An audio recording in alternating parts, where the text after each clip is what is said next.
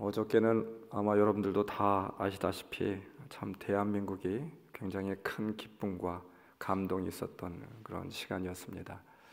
우리나라 축구 대표단이 16강에 오르게 되었다라고 하는 소식을 아마 다 들었을 줄 압니다. 대한민국 축구가 도하의 기적을 또 한 번 이뤄내게 되었습니다. 저도 TV를 보고 또 이 축구를 보면서 참 큰 감동이 있었는데, 이 축구를 보면서 느껴지는 것 하나가 있었습니다. 2002년도 월드컵의 신화가 또 한 번 생각되어지게 되었습니다. 2002년도 6월 4일 밤 우리나라는 월드컵 본선에서 1954년 이래로 처음으로 월드컵 본선에서 1승을 거두게 되었습니다. 그리고 이 1승이 첫 단추가 되어서 4광 신화까지 이루는 정말 너무나도 기적과 같은 놀라운 일들이 있게 되었죠. 폴란드에 2대0으로 승리하게 되었습니다. 신문들은 대서특필을 하게 되었고, 이제까지 월드컵에서 단 1승도 거두지 못했는데 참 너무나도 놀라운 그런 일들을 이뤄내게 되었습니다. 그런데 그날 신문의 조그마한 한 귀퉁이에 이런 기사 하나가 나게 되었습니다. 우리나라의 대표 서적인 종로 서적이 부도가 났습니다 라고 하는 기사였습니다. 이 기사에 대하여서 관심을 가졌던 사람은 많은 사람이 관심을 갖지 못하였던 것 같아요. 축구에만 온통 관심이 있어서 이 기사는 별로 중요하게 생각하지 않고 있었습니다. 그런데 참으로 이 기사는 우리에게 있어서 참 가슴 아픈 역사 현실을 보여주고 있어요. 그동안 95년 동안 역사를 자랑하던 정말 누구나 한 번쯤 들러보았던 그 명소가 무너져 내리고 있었던 것입니다. 특별히 이 종로 서적은 기독교 서회라고 하는 이름으로 출발을 하게 되었어요. 기독교 서적부터 출발을 하게 되었습니다. 1907년 평양 대부흥운동이 일어나던 그 해에 그렇게 창립이 되게 되었죠. 그리고 95년 동안 대한민국의 대표 서적으로 자리를 매김하고 있었습니다. 그런데 이 대한민국 최초의 그런 서점이었고 대한민국의 가장 대표적이었던 이 서점이 그만 무너지게 되었어요. 그동안 전통과 권위를 자랑하게 되었습니다. 안타깝게도 그러므로 인하여서 역사의 뒤안길로 사라지게 되었습니다. 이 문화계에서는 이 서적을 살리기 위해서 참 많은 노력을 하게 되었지만 빚이 너무나도 많아서 더 이상 살릴 수 없었다라고 하는 거예요. 종로 서적이 무너지게 된 이유가 무엇일까요? 사람들은 두 가지 이유를 들고 있습니다. 첫째로 전통과 자신이 최고라는 것에 의지하다가 시장 및 사회 환경에 적응하지 못하였다라고 하는 것입니다. 1970년대까지 매장 한 평이 200평 이상 되는 그런 서점이 많지 않았습니다. 그뿐만 아니라 이 서적은 5층이나 되는 약 1000평이나 되는 그런 매장을 가지고 있었습니다. 그러나 그 이후에 영풍문고 교보서점이라고 하는 그런 서점들이 생기게 되었고 종로서적의 아성에 도전받기 시작하게 되었죠. 고객은 전통보다는 편의를 우선한다라고 하는 시장 원리를 종로서적은 읽지 못하였습니다. 둘째로 주어진 기회에 제대로 적응하지 못하였다라고 하는 것입니다. 인터넷으로 바뀌어지는 시대 환경에 이 트렌드를 등한시하게 되었고 다른 곳으로 이전하여서 많은 손님들을 맞을 수 있는 그 기회를 종로서적은 놓치게 되었습니다. 그러므로 인하여서 우리나라의 가장 대표적인 서적, 또 기독교 서점, 최초의 서점, 이 서점이 바로 그날 무너져 내리는 안타까운 일이 일어나게 되었죠. 12월 첫 주입니다. 이제 올해도 채 한 달이 남아있지 않은 것 같아요. 여러분, 우리는 어떻게 마무리를 잘 할 수 있을까요? 저는 인생도 마찬가지라고 믿습니다. 넘어지거나 실패로 끝이 좋지 않은 인생으로 끝나는 것이 아닌 세워지는 인생이 되어야 되겠죠. 승리하는 인생이 되어야 될 줄 믿습니다. 그렇다라고 하면 우리는 바로 이 시점에서 무엇을 간과하지 말아야 되겠습니까? 반드시 확인하고 짚고 넘어가야 될 것이 우리 인생에도 필요하지 않을까요? 오늘 주시는 귀한 말씀이 있다고 믿습니다. 오늘 주시는 말씀으로 여러분의 한 해를 잘 마무리할 수 있는 그런 시간들이 되어지기를 다시 한번 주님의 이름으로 축원합니다. 오늘 성경 본문 3장에서는 바울은 자신에 대해서 소개를 하고 있습니다. 인간적으로 말하자라고 하면 이렇게 비유를 들 수 있을 것 같아요. 제가 굳이 바울에 대해서 여러분들에게 소개를 드리지 않아도 여러분들은 익히 잘 알고 있을 것입니다. 처음 신앙생활을 한 분이 아니다라고 하면 바울이 어떤 사람인지라고 하는 부분에 대해서는 의심의 여지가 없어요. 여러분, 신약 성경 27권 가운데 13권 이상 기독교의 토대를 그렇게 만들었던 사람이고, 아마도 사도 베드로보다도 더 훌륭한, 그렇게 또 능력을 인정받고 있는 사람이 바로 사도 바울이 아닐까 싶어요. 그런데 바울은 이렇게 이야기하고 있습니다. 3장 8절, 그것이 하나도 나에게 도움이 안 된다. 오물로 여겨지고 있다. 오물, 스카발론, 배설물이라고 말을 하고 있습니다. 계산기를 두드려 봤더니 옛날에 그 모든 것들이 나에게는 큰 이득, 큰 정말 중요한 그런 순이익인 줄 알았는데, 나중에 보니까 말씀에는 이렇게 설명이 되고 있는 거예요. 나중에 보니까 이것이 너무나도 큰 손실이었다, 이 말입니다. 궁극적으로 뒤에 있던 것 중에 오늘 푯대를 향하여 살지 못하도록 방해하는 것은 모두 잊어버리라 라고 하는 것입니다. 그것이 정말 유익했던 것이든 아니면 정말 그것이 큰 고통, 상처였던 간에 잊어버리라 라고 말하고 있습니다. 여러분, 과거의 상처, 아픔들, 이것이 오늘을 살아내는데, 오늘을 살아가는데 큰 걸림돌이 된다라고 하면 우리는 그 모든 것을 다 잊어버려야만 됩니다. 그뿐이 아니겠죠. 과거에 큰 영광, 성취가 있었다 할지라도 그것이 오늘을 살아가는데, 오늘 푯대를 가지고 살아가는 데 있어서 장애물이 된다라고 하면 그것 또한 잊어버려야만 됩니다. 얼마나 많은 사람들이 과거의 상처에 오늘을 잃어버리고 살아가고 있는지 몰라요. 여러분은 어떠하십니까? 말씀 13절, 내가 하는 일은 오직 한 가지입니다. 뒤의 것은 잊어버리고. 여러분, 참 감동적이지 않아요? 뒤의 것은 잘 잊는 것이 중요하다. 바울은 이렇게 말하고 있어요. 그런데 이 말씀은 단순히 뒤에 있는 것을 잊겠다라고 하는 말이 아니겠죠. 우리가 문맥을 잘 살펴보게 된다라고 하면 오히려 더 깊이 생각한다, 더 깊은 성찰이 있었음을 말하고 있습니다. 잊어버림과 생각하다라고 하는 말은 동일선상에 있는 그런 말이 되겠죠. 성경에서 기억하라, 생각하다, 쉰 테레오라고 하는 헬라어 말을 쓰고 있는데, 이 말의 그런 궁극적인 의미는 대화하다라고 하는 말입니다. 어떤 일이 일어나면 우리는 그 사건을 갖고 하나님과 대화해야 된다라고 하는 의미를 담고 있어요. 신앙인에게 있어서 좋은 일이든 나쁜 일이든 특별히 어려운 일이 닥치면 우리는 불평을 쏟아내기보다는 먼저 하나님께 가져가서 그분과 함께 대화를 나눠야 된다. 쉰 테레오, 이 말입니다. 지나온 과거에 대해서도 생각하라라고 하는 말은 먼저 하나님께 가져가서 하나님과 의논하고 토론하고 대화를 나눠야 되겠죠. 그래야 은혜가 됩니다. 다른 말로 신앙의 용어로 바꾼다고 하면 깊은 성찰입니다. 하나님 앞에서 하나님의 말씀의 조명 아래서 깊은 성찰을 그렇게 말씀하고 있는 것이 되겠죠. 여러분, 우리는 지나온 과거를 고칠 수는 없습니다. 그렇죠? 과거에 일어난 일을 우리가 어떻게 고칠 수가 있겠습니까? 그러나 과거가 오늘의 삶과 내일에 어떤 영향을 끼칠지 우리는 선택할 수는 있어요. 그래서 뒤에 있는 것을 잊어버림이 중요함이 아니라 성찰함이 더 중요하다, 이 말입니다. 신명기 말씀의 골자는 무엇입니까? 세 편의 설교로 되어 있는데 우리는 잘 알고 있어요. 기억하라, 한마디입니다. 기억하라. 이스라엘 백성들은 광야에서 죽게 되었어요. 하나님은 기억하라고 합니다. 왜 광야에서 철저하게 훈련을 받고 이 광야에 머무르다가 죽게 되었는지 너는 기억하라. 왜 바벨론에서 포로 생활을 하게 되었는지 너는 기억하라, 이 말입니다. 기억하지 못하면 또 다시 포로 생활이 이루어질 것이다. 기억하지 못하면 가나안은 절대로 너희의 것이 될 수 없다, 이 말입니다. 고대 그리스의 역사학자 헤로도토스라고 하는 사람은 이집트에 있어서 가장 큰 선물은 나일강이라고 말하고 있습니다. 이집트가 왜 나일강의 선물일까요?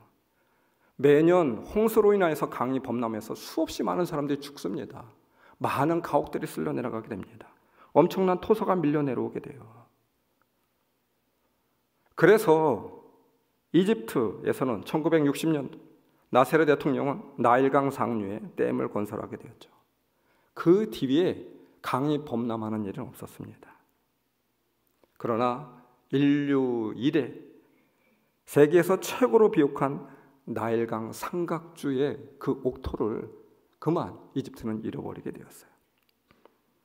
여러분, 우리의 인생에 홍수가 있었습니까? 단순히 홍수의 결과만을 보면 안 됩니다. 홍수가 있은 뒤에 참혹한 모습만을 기억하는 어리석은 자들이 되지 말아야만 됩니다. 홍수가 왜 일어나는지, 그리고 홍수 뒤에 얻어질 결과를 무엇인지 아는 자들이 더 중요한 거 아니겠습니까? 홍수에 함몰되어서 엎드러져 있는 것이 아니라 홍수로 인하여 얻어질 은혜와 축복이 있음을 헤아릴 줄 아는 믿음의 지혜가 필요합니다. 그런 사람만이 선물을 가질 수 있는 사람들이죠. 지난 1년간의 실패이든 영광이든 여러분 잊어버리십시오. 과거의 결과를 지워내야만 하겠습니다. 이 길을 잘 해내야 하겠습니다. 뒤의 것은 잊어버리고. 그러나 우리가 반드시 잊지 말아야 할 것도 있죠. 과거의 원인과 결론에 대한 성찰은 잊지 않고 가져가야 될 줄 믿습니다. 그래야 과거의 잘못을 우리는 또다시 되풀이하지 않잖아요. 그런 멍청한 사람이 되지 않잖아요. 과거에 발목 잡히지 않습니다. 과거가 오늘의 진보를 이룰 수 있게 되는 것이죠. 지난 한 주간 동안 제 머릿속에 있었던 성경의 한 구절이 있었습니다. 겨울이 오기 전에, 디모데후서 4장 21절 말씀입니다. 겨울이 오기 전에. 이 말씀이 참 저에게는 한 주간 묵상되어졌고 감동으로 전해지고 있더라고요. 겨울이 오면 늦습니다. 겨울이 되기 전에 해야 될 일이 있습니다. 혹시 동파할 것은 있는지, 하수구나 물 홈통은 낙엽으로 막혔는지, 그래서 관리파트에게 제가 지시를 내리기도 했습니다. 나무들은 잘 보온이 되고 있는지, 겨울에 쓸 연료는 준비되어 있는지 살피는 일도 잊어서는 안 됩니다. 혹시 구들장은 새는 곳이 없는지 미리미리 준비해야 되겠죠. 겨울이 이미 왔을 때 그때 준비하려고 하면 그때는 늦어요. 그래서 우리는 미리미리 돌아봐야만 됩니다. 이제까지 앞만 보고 열심히 뛰어왔다면 이제는 우리는 뒤를 돌아봐야 할 때가 아닌가요? 앞을 보는 것보다 뒤를 돌아보는 것이 더 중요한 시간이라고 믿습니다. 제대로 바로 걸어왔는지, 혹시 길을 잘못 들어선 것은 아닌지, 잘 내가 걷고 있는지 살펴봐야 되지 않을까요? 겨울이 되기 전에 이 말씀이 중요합니다. 아직 겨울이 온 것이 아닙니다. 겨울이 끝난 것도 아니잖아요. 이것이 중요합니다. 한겨울이 오기 전에 우리에게는 조금의 시간은 남아있지 않을까요? 아직 늦은 시간이 아닙니다. 우리 인생에도 마찬가지가 아니겠습니까? 아직 끝난 것이 아닙니다. 여러분, 올해 우리의 시간은 이미 겨울이 시작되었을지 모르겠지만 아직 겨울이 끝난 것은 아닙니다. 기회가, 시간이 아직 남아있지 않겠습니까? 올해가 넘어가기 전에 살펴야 될 것이 좀 있지 않을까요?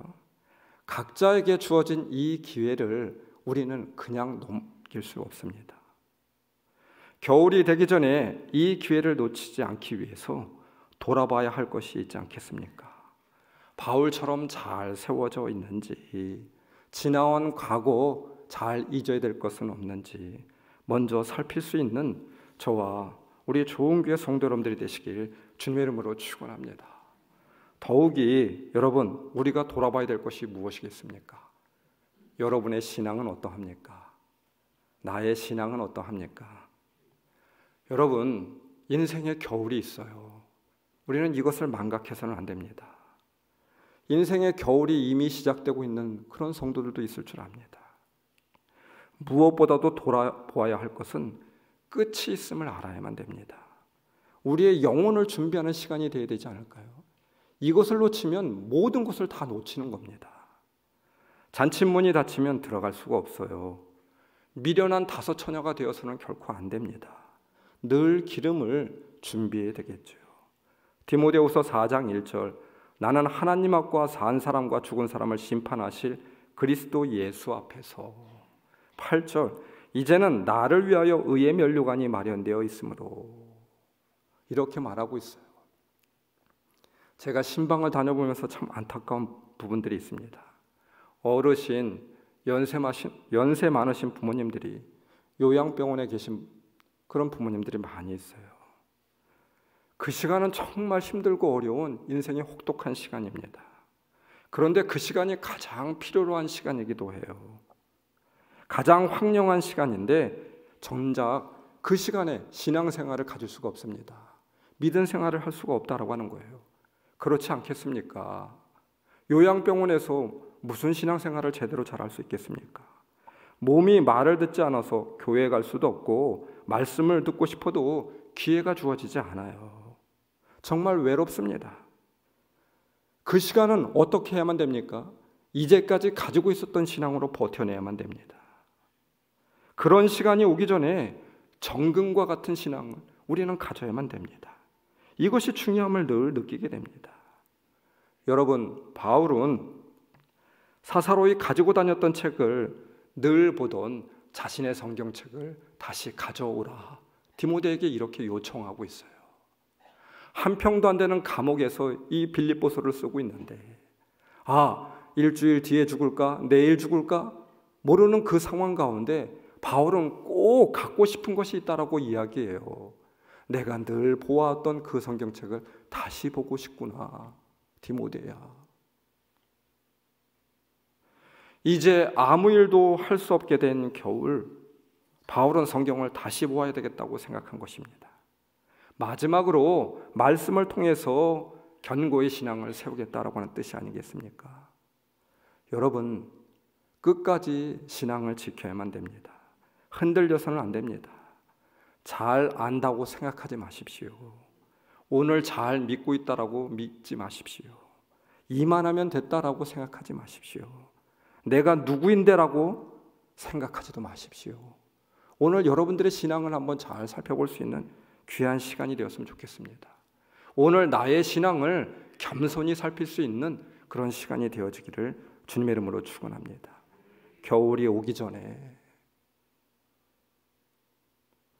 겨울이 찾아왔습니다. 중요한 것은 우리 영혼에 겨울이 있음을 잊지 말아야 될 줄 믿습니다. 시간이 많이 남아있지 않아요. 잘 살필 수 있는 저와 여러분들이 되시길 주님의 이름으로 축원합니다. 김상현 시인이 쓴 간이역이라고 하는 시가 있어요. 내리기 전에 잊으신 물건이 있는지 살펴봅시다. 내 생에 잊고 내린 소중한 것들이 얼마나 많았던가. 눈물 나도록 감사했던 일들과 사랑했던 이름들과 때론 추억까지 잊고 훌쩍 내려버린 시간. 내리기 전에 한 번쯤 살펴보는 것이었는데, 다음 역, 내 생의 간이역에 내릴 때는 또 무엇을 두고 내리게 될는지, 종착역까지 제대로 가지고 갈 것이 할머니, 어머니 말고 또 무엇이 있을까? 종착역까지 제대로 가지고 갈 것, 잊지 않고 반드시 가지고 갈 것, 시인의 고백대로 내리기 전에 한 번쯤 살펴보는 것, 둘러보는 것, 이것을 잊지 않고 살아가실 수 있는 우리 조은교회의 지혜로운 성도들이 다 될 수 있기를 주님의 이름으로 축원합니다. 잊어야 될 것이 있다라고 하면 반드시 끝까지 붙들고 가야 할 것도 있지 않겠습니까? 말씀 12절, 나는 이것을 이미 얻은 것도 아니며 이미 목표점에 다다른 것도 아닙니다. 나는 그것을 붙들려고 쫓아가고 있습니다. 목표점이라고 말하고 있습니다. 스코퍼스라고 말하고 있어요. 바울은 목표가 분명하였습니다. 목표가 흔들리지 않았던 사람. 저는 그래서 바울이 좋습니다. 바울의 가장 위대한 점은 성경에 13권이나 되는 성경을 집필했던 사람이 되어서가 아니라 그는 목표를 잃지 않았던 그런 사람이었습니다.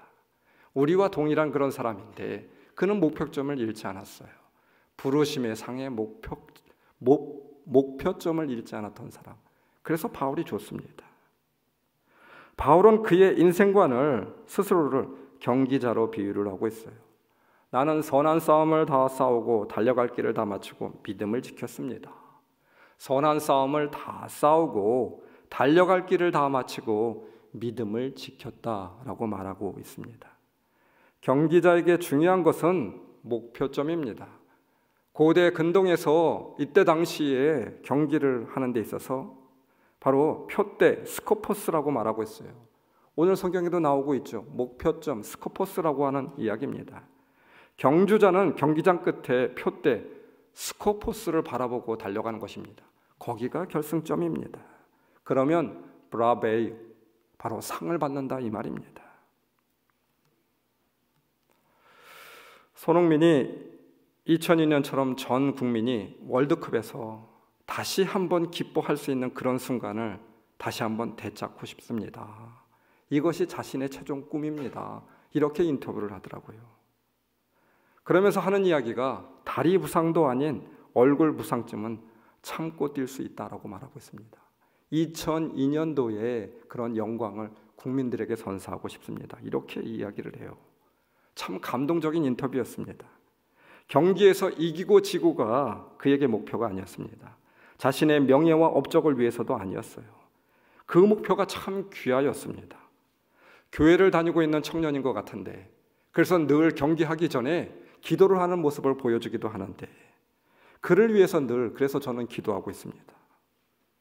여러분, 그에게는 정말 너무나도 목표가 분명하고 목표가 멋있은 것 같아요. 하버드 대학교 전 총장인 나단 푸시라고 하는 총장은 이렇게 이야기했습니다.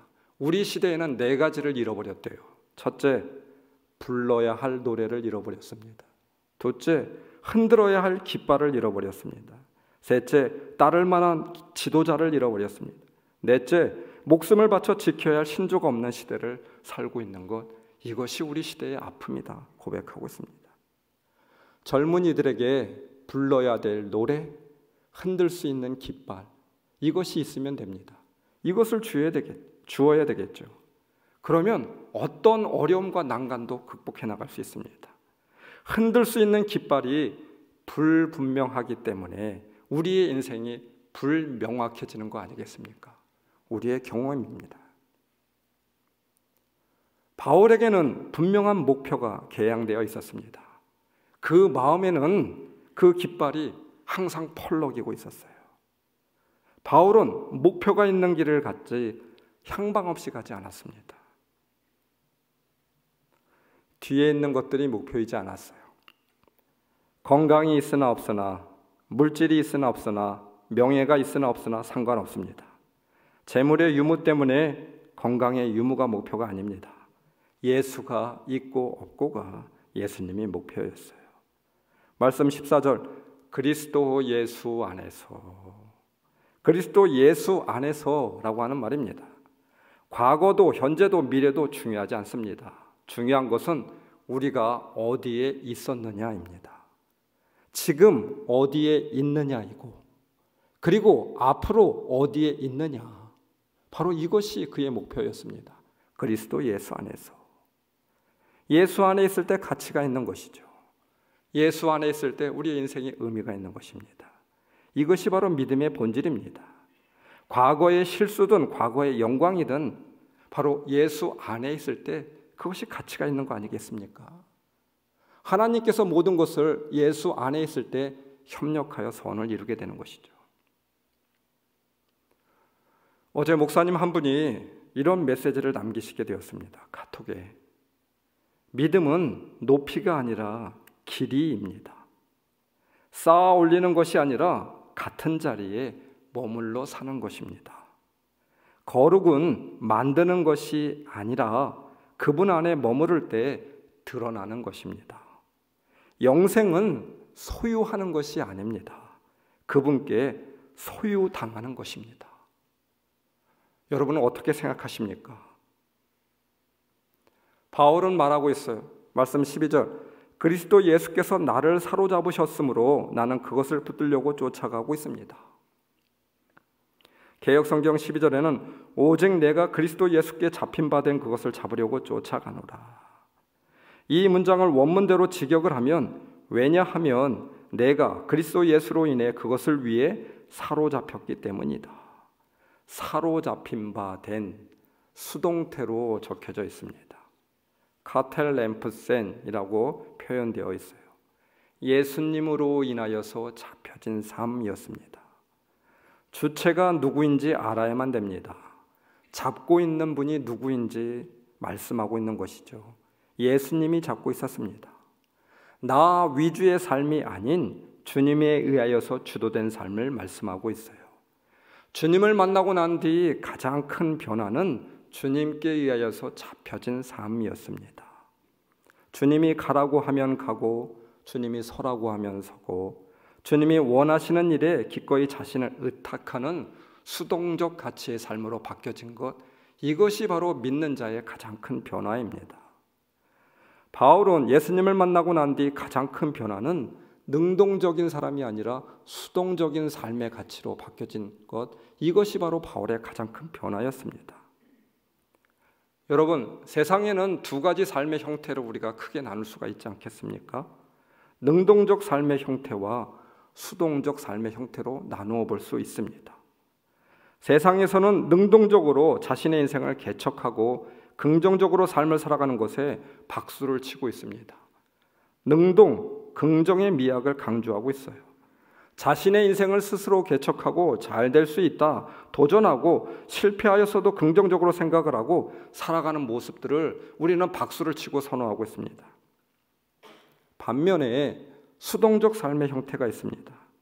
다른 이들에게 유익이 있다고 하면 기꺼이 자기 자신을 죽이고 나를 희생하고 살 수 있는 것, 나의 이익을 위하여 사는 것이 아니라 다른 이들의 이익과 타인들을 위해서 기꺼이 잡혀지는 삶, 이것이 바로 수동적 삶이 아니겠습니까? 우리 부모님들이 그러하였고요. 자녀들을 위하여서 잡혀진 삶을 살게 되었습니다. 가정을 위해서 잡혀진 삶을 살게 되었죠. 수동적 삶이었습니다. 직장에서는 어떠합니까? 날마다 기쁜 마음으로 여러분들 직장에 나가십니까? 마음에 안 들어도 상사에게 꾸중을 들어도 잡혀진 삶이 있잖아요. 참게 됩니다. 오늘 하루만 참자라고 하는 마음으로 마음을 다잡게 됩니다. 그리고 그 자리를 지켜나가게 되죠. 왜입니까? 내 자신이 해야 될 일이 있고 가정이 있고 자녀들이 있고 그래서 붙잡히는 것입니다. 결혼 생활은 어떠합니까? 여러분, 결혼 생활도 저는 마찬가지라고 믿습니다. 미련한 사람은 늘 잡으려고만 해요. 그러나 여러분, 진정 힘 있는 사람은 어떤 사람입니까? 잡혀지는 사람이에요. 나 위주로 사는 것이 아니라 잡혀주는 것, 일부러 잡혀주는 것, 이런 사람이 정말 힘 있는 사람 아니겠습니까? 우리는 가정에서도 잡혀지는 삶이 행복이라고 하는 것을 다 알고 있잖아요. 그런데 정말 어리석은 그런 배우자는 늘 잡으려고만 하고 있어요. 나 좋은 대로, 나 하고 싶은 대로만 살 수 없습니다. 어떻게 매일같이 붙어 사는데 좋은 모습만 그렇게 보여주게 됩니까? 신앙생활도 저는 마찬가지라고 믿습니다. 항상 예배를 드리는데 기쁜 마음으로 예배 드리게 됩니까? 기도의 자리 늘 기쁜 마음으로 뛰어오게 됩니까? 봉사와 헌신은 어떠합니까? 여러분, 그런데 주님이 나를 구원하셔서 그 은혜가 있어서 오늘 예배의 자리를 지켜야지. 내가 아니면 누가 지키겠어? 내가 아니면 누가 봉사하겠어? 라고 하면서 잡혀진 신앙의 삶을 살아가게 됩니다. 바로 거기에 은혜가 되어지는 것이죠. 그러한 삶 가운데 어느 때 하나님의 감동이 임하는 거 아니겠습니까? 믿는 사람들, 변화된 사람들의 중요한 특징이 있어요. 예전에는 어떠한 사람이었습니까? 자신이 주인 되는 삶을 살았습니다. 항상 내가 앞섰죠. 아직까지도 믿음이 굳건히 서 있지 않는 사람들은 이러한 사람들이에요. 나의 목표가 앞서고 나의 가치가 앞서고 나의 이익이 앞섰던 사람들, 내 말이 앞섰던 사람들, 능동적이고 긍정적인 사람인지는 모르겠습니다. 그러나 믿음의 사람들은 아니죠. 주님이 인도하심대로 따라가는 사람들, 주님께 붙잡혀진 사람들, 이런 사람들이 믿음의 사람들이 아니겠습니까? 그리스도 예수께서 나를 사로잡으셨으므로 이 말씀이 참 중요해요. 오늘 붙잡혀진 삶입니다. 과거에도 붙잡혀졌지만 과거에 붙잡혀진 삶이 아니라 오늘도 붙잡혀진 현재형을 말하고 있음이 아니겠습니까? 오늘 붙잡혀진 삶입니다. 무엇이든지 하나님의 이끄심대로 도우심에 자신을 내어 맡겼다 고백하는 사도의 마음이 보여지고 있습니다. 그렇습니다. 인도하심에 내 자신을 내어놓는 것이죠. 오늘 붙잡혀진 그 믿음의 삶이 있었습니다. 내가 생의 주인인 것처럼 끝없이 계획을 세우고 달려가는 것이 아니라 하나님이 나의 삶에 개입하기를 기대하는 오늘 현재의 삶이 중요한 것이죠. 여러분, 붙들려지는 것, 오늘 주님 안에 붙잡힌 바 되는 것, 이것이 우리의 소원이고 목표가 되어야 될 줄 믿습니다. 바로 이러한 삶이 그리스도 안에서의 삶이 아니겠습니까? 말씀을 준비하며 오늘 살 힘이라고 하는 책 가운데 한 간증을 읽게 되었어요.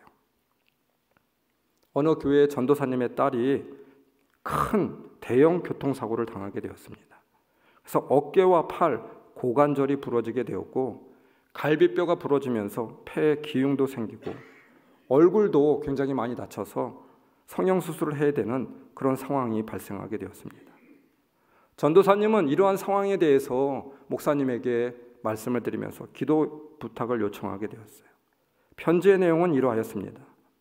목사님, 수요일 저녁 예배를 마치고 집에 돌아가 잠자리에 들었는데 새벽 12시 30분에 순천향 대학병원에서 걸려온 한 통의 전화를 받고 너무나도 놀라서 달려갑니다. 응급실에 누워있는 딸이 피투성이가 되어 차마 볼 수가 없는 지경이었습니다. 남편은 눈물이 나는지 차마 딸을 볼 수가 없었고 딸은 엄마 미안해, 깨어보니 여기 있어요. 다행히 목숨을 건지게 되었습니다. 그러면서 우는 딸에게 우리 예쁜 딸 이렇게 함께 얘기하고 볼 수가 있어서 고마워. 나는 너를 천국 가서 보는 줄 알았다. 이렇게 이야기했다라고 합니다. 목사님 사실 처음 전화를 받을 때는 속으로 주님 목숨만 살려주세요 기도했죠. 그랬는데 3일이 지난 지금은 폐에 출혈도 멈추었고 기흉도 빠지고 박았던 호수도 뺐습니다. 폐도 정상으로 회복되고 있다며 수술은 하지 않아도 된다고 하네요. 첫날은 한쪽 폐가 심하게 찌그러져서 호수 밖으로 피가 나오고 있던 상황이었거든요. 골절된 고관절과 팔은 수술을 하지 않아도 되지만 한 달 정도 누워서 안정을 취해야 되고 부러진 어깨만 수술 날짜 받아놓고 있습니다. 지금 병원에서 딸을 간호하며 100가지 감사 기도를 적고 있습니다. 첫째, 하나님은 우리 아버지가 되셔서 이 모든 일을 주관하시고 선하게 하실 것을 찬양합니다. 둘째, 29년 동안 딸을 통하여 많은 기쁨을 주셨는데 또 이렇게 주님과의 깊은 스토리를 갖게 해주셔서 정말 감사합니다. 셋째, 딸아이가 엄마 나 일상으로 돌아갈 수 있을까요? 계속 같은 자세로 꼼짝 못하고 누워있으니 허리가 너무 아파요.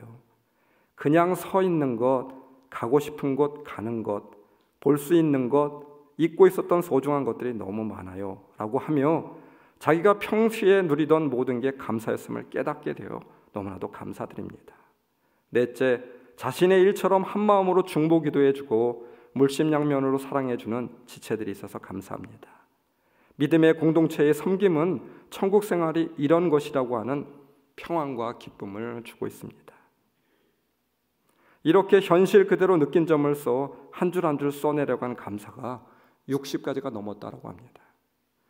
목사님 새벽 3시에 갑자기 잠이 깨어서 목사님 생각이 많이 났습니다. 지금은 주일 새벽 말씀 준비에 가장 심혈을 기울이는 시간이겠네요. 저도 지금 너무 부족하지만 목사님을 위해서 기도하고 있습니다 라고 하는 편지였습니다. 여러분, 목사님을 위해서 지금 기도할 경황이 어디 있습니까? 그리고 그 상황이 무슨 감사의 상황이 되고 있습니까? 딸아이가 불구가 될지 아니면 평생을 휠체어로 탈지도 모르는 상황이 여러분 무슨 감사할 상황이겠습니까? 그러나 삶이 어떠하든지 우리의 상황이 어떠하든지 내 안에 현재하는 예수님, 그 예수님 안에서 우리에게 주어진 요구된 부르심의 상을 이어갈 수 있다고 하는 것이죠. 예수님께 붙잡혀진 오늘의 삶이 예수님 안에서 붙잡혀진 삶이기에 오늘을 살아갈 수 있다고 하는 고백이 아니겠습니까? 사랑하는 성도 여러분, 아직 경기가 끝난 것이 아닌 줄 믿습니다. 겨울이 오기 전에 겨울이 끝난 것이 아니죠. 인생의 겨울이 오기 전에 앞서서 우리가 먼저 우리의 신앙, 우리가 예수 안에 있는지, 오늘의 삶이 예수 안에서 예수님만 바라보고 살아가는 삶인지 살필 수 있는 귀한 시간들이 되어졌으면 좋겠습니다. 그리스도께 붙잡혀진 삶, 그리스도께 붙잡혀진 우리 인생이 바로 우리의 목표가 되어지기를 소원합니다. 오늘 붙잡혀진 삶이라고 하면 그러한 인생이 바르지 않을까요? 우리 주님이 기뻐하시지 않을까요? 그러면 넉넉히 우리에게 주어진 상황이 어떠하든지 부르심의 삶, 승리로 이끌어 나갈 수 있지 않을까요? 여러분들과 함께 나누고 싶은 찬양이 있습니다. 설교를 준비하면서도 제가 참 많이 받았던 그런 찬양이기도 한데, 주는 완전합니다 라고 하는 찬양입니다. 주여, 우린 연약합니다. 우린 오늘을 힘겨워합니다. 주 뜻 이루며 살기엔 부족합니다. 우린 연약합니다. 주여, 우리는 넘어집니다. 오늘 하루 또 실수합니다. 주의 긍휼을 구하는 죄인입니다. 우린 주만 바라봅니다. 한없는 주님의 은혜 온 세상 위에 넘칩니다. 가릴 수 없는 주 영광 온 땅 위에 충만합니다. 주님만이 길이오니 우린 그 길 따라갑니다. 그날에 우리를 이루실 주는 완전합니다. 할렐루야. 우리 말씀을 기억하시면서 우리 통성으로 기도합시다.